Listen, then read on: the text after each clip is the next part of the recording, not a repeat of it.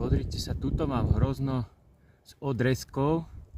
Neviem síce aká to je odroda. Je to tu možno druhý rok.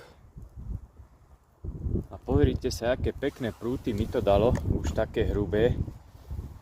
Potom možno zistíme aj, čo je to za odrodu. Pozrite sa, plno strapcov to bude mať, tak uvidíme, odtestujeme, aké strapčeky bude, koľko to vydrží, koľko znese.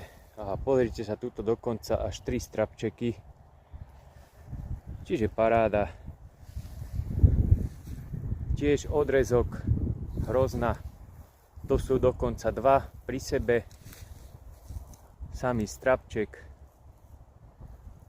Krásne listočky, zdravé. Teraz si to trošku očistím zo spodu.